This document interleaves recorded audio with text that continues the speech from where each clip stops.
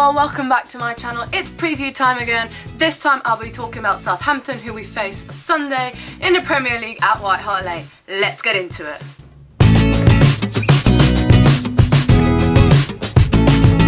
Starting off with Southampton's history, their nicknames are the Saints, and it has been since their foundation. They were originally founded as St Mary's Church of England Young Men's Association, and now they currently play at St Mary's Football Stadium. They finally reached the top tier of English football in the 60s, mainly thanks to Martin Chivers, who scored 30 goals for them in the first 29 games of the season.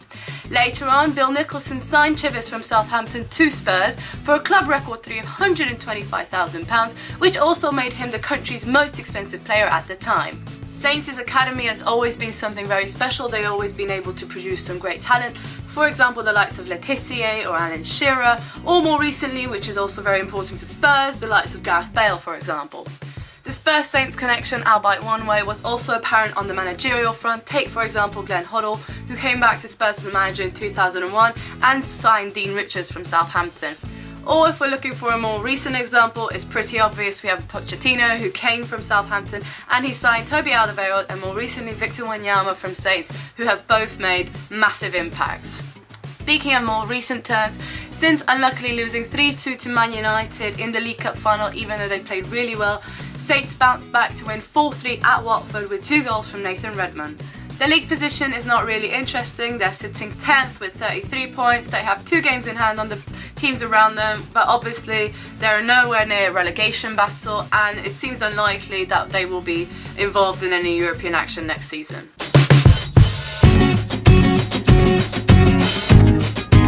Moving on to team news, starting with Saints, Van Dijk is still out injured for them, so they're more than likely to line up the same way as they did against Watford.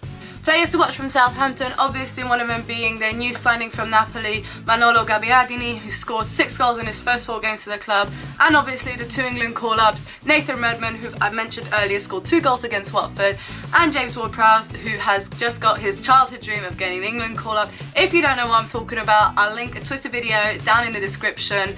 As for Spurs, we're still without Danny Rose and Eric Lamela, and also without Harry Kane since he picked up an ankle injury against Millwall. Our side will be much stronger, I would imagine, than we put out against Millwall, with the likes of Lloris, Walker and Dembele all returning to the side. I'll put a predicted team lineup here again, as usual, but I would imagine the team pretty much picks itself.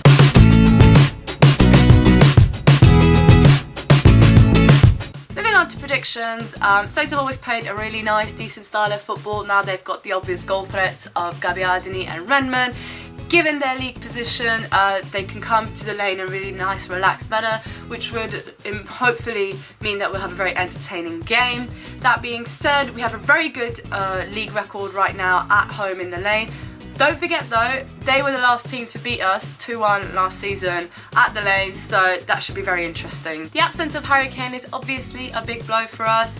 That being said, we showed against Millwall that we're more than capable of scoring goals from elsewhere in the team. However, Saints won't give us that much time and space on the ball. That being said, if we keep our fast-paced movement and momentum, we're more than likely to create plenty of chances, which we really need to just finish. Putting everything together, I reckon I'm going to say a 2-1 this time. Historically, we've had goals in this game, in this fixture, and more often than not, they weren't clean sheets, so that's why I'm going for a 2-1. Please let me know your thoughts and predictions down in the comment section. I think that will be pretty much it for my preview. If you enjoyed this video, then please leave it a thumbs up. It does mean a lot to me. If you want to see more content from me, then hit the subscribe button, and hopefully I will see you in the future. Come on, you Spurs!